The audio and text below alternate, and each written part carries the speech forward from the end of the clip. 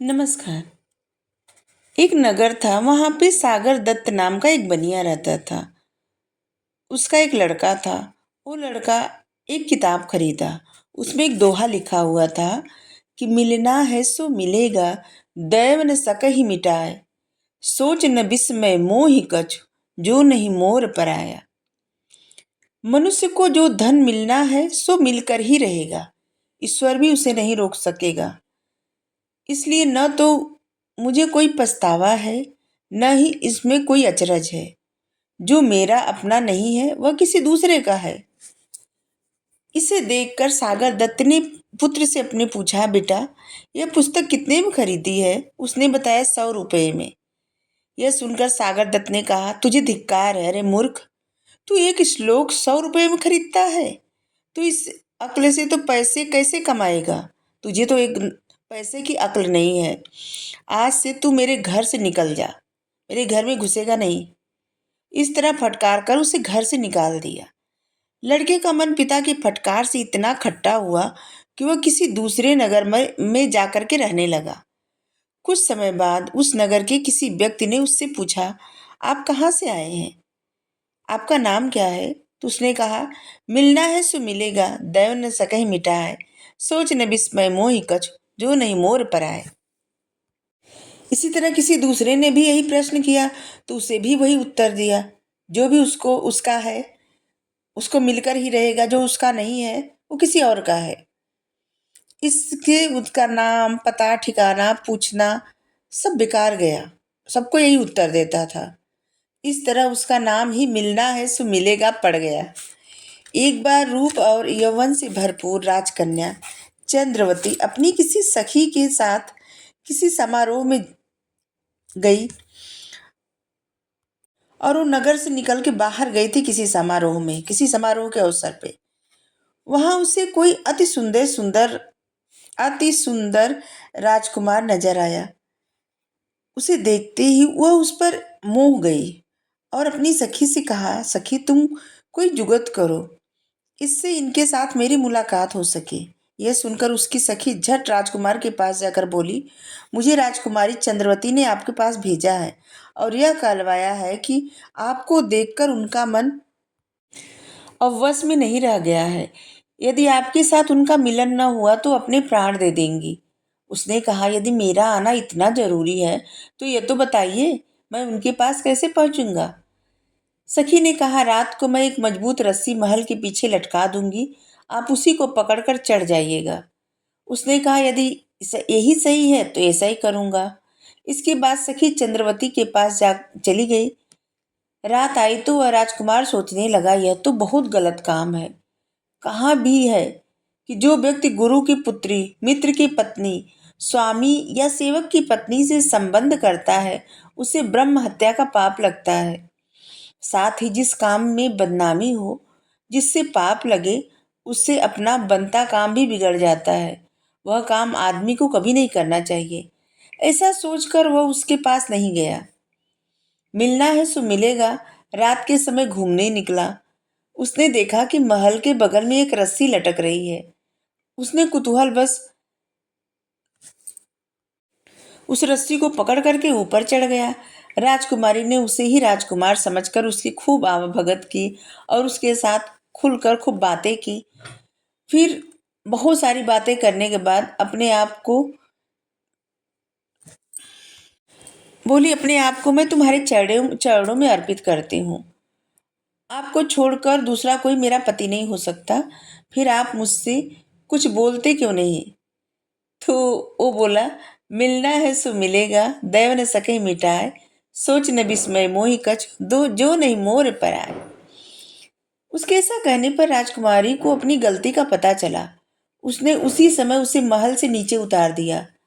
वह वहां से निकलकर एक टूटे मंदिर में जाकर के सो गया।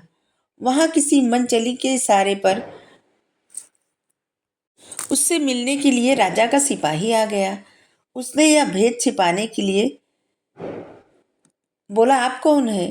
तो उसने उत्तर दिया, मिलना है सो मिलेगा, दैव न सके मिटाए, सोच न बिस्मय मोहि कछ, जो नहीं मोर पर आए। सिपाही ने कहा, यह स्थान निर्जन है, यहाँ आपको जान का खतरा है। आप चलकर मेरे घर पर सो रहे।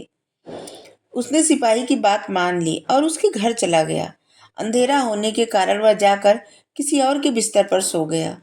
उस सिपाही की विनयवती नाम की रूपवती कन्या किसी से प्रेम करती थी और उसको मिलने का इशारा करके उसकी प्रतीक्षा में उसी चारपाई पे सोई हुई थी। रात के घने अंधेरे में कुछ सूझा नहीं और वो समझी कि वो उसका प्रेमी है। उसने उससे उसकी खूब आवा भगत की और उससे विवाह कर लिया अंधेरे में ही। फिर बोली हो कि अब तो हमारा विवाह हो चुका है, अब आप क्यों नहीं बात कर रहे हैं कुछ। तो बोला, मिलना है सो मिलेगा, दैव न सकहि मिटाए, सोच न विस्मय मोहि कछु, जो नहीं मोर पर आए। उस बेचारी को समझ में नहीं आया कि क्या कह रहा है। उसने सोचा, ये क्या कह रहा है। तुमने बिना सोचे सम विचारे यह काम कर डाला, इसका नतीजा तो तुम्हें भुगतना ही होगा। इससे उसके मन को भारी धक्का लगा। उसने उससे वहां से निकाल दिया। वहां से निकलकर अभी वह गली से होकर जा ही रहा था कि किसी अन्य राज्य से आया हुआ वरकीर्ति नाम का एक दूल्हा गाजे बाजे के साथ अपनी बारात लिए जा रहा था। मिलना है सो मिलेगा बारातियों के साथ चलने लगा और विवाह मंडप तक पहुंच पहुंच गया। विवाह की घड़ी आने पर सेठ की कन्या ज्यों ही सज संवर कर मंडप में आकर विवाह के लिए बैठी, त्यों ही मतवाला हाथी अपने महावत को कुचलकर छूट निकला और उसे देखकर हड़कंप सा मच गया। कोई इधर भागा, कोई उधर भागा। हाथी सीधे लड़की के पास आ गया। अब वर के घर वाले वर को लेकर जान बचाकर भाग खड़े हुए। ठीक उसी अवसर पर वहां पर मिलना है सो मिलेगा आया और मजबूत करके अपना हाथ हाथी को रोक लिया और उस आफत से उस लड़की को बचा लिया। और वो हाथी को इतना तेज से डांटा कि हाथी पीछे हट गया।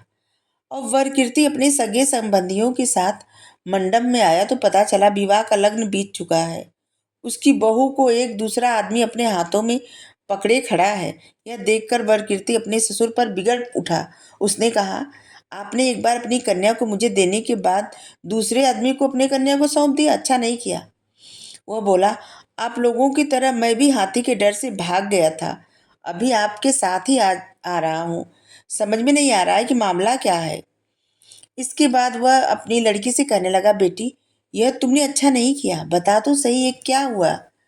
वो बोली, जब मेरे प्राणों पर संकट आया और इस आदमी को मेरी रक्षा करनी चाहिए तो ये मुझे छोड़कर चला गया।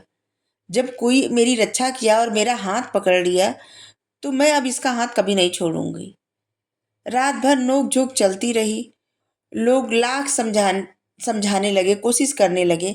लड़की मानने को तैयार ही नहीं हुई। इस तरह वाद विवाद होते समय बीत गया। सुबह हो गई। वहां बहुत भीड़ लग गई। लोगों ने इस घटना के बारे में सुनकर उस सिपाही की पुत्री को वहां जा मतलब उस सिपाही की पुत्री भी वहां जा पहुंची जहां पे मिलना है सो मिलेंगे, मतलब जो गंधर्व विवाह कर ली थी अंधेरे में। इस हंगामे की चर्चा सुनकर राजा भी वहां आ पहुंचा। राजा के साथ उसकी पुत्री भी तमाशा देखने चली आई। राजा ने आते ही मिलना है सो मिलेगा से पूछा, निर्भय होकर बताओ मामला क्या है। उसे तो एक ही उत्तर आता था, वही उसने इस बार भी दोहराना चाहा। उसके मुंह से जैसे ही निकला, मिलना है सो मिलेगा, वैसे ही राजकन्या ने कहा, दैव न सकहि मिटाए। उसके इतना कहते ही सिपाही की लड़की बोल पड़ी, सोच न विस्मय मोहि कछु। यह सारी वार्ता सुनकर बनिए की लड़की बोली, जो नहीं मोर पर आए। राजा ने सारा वृत्तांत अलग अलग जानकर उसे अभयदान देकर सम्मान के साथ उससे अपनी पुत्री का विवाह कर दिया। उसे जेवरों से नीचे से ऊपर तक लाद दिया। मिलना है सो मिलेगा को सौंप दिया। दहेज में 1,000 गांव देते हुए कहा, तुम मेरे पुत्र हो। इससे पूरे नगर में यह बात फैल गई। राजा ने उसका राज्याभिषेक कर दिया। सिपाही ने भी अपनी हैसियत के अनुसार दान दहेज के साथ अपनी पुत्री उसे सौंप दिया। अब मिलना है सो मिलेगा ने मिन्नत करके अपने माता पिता को भी वहां बुला लिया और अपने कुल परिवार के साथ सुखपूर्वक अपनी पत्नियों के साथ रहने लगा। Thank you. राधे राधे। ये पंचतंत्र से कहानी है। Thank you.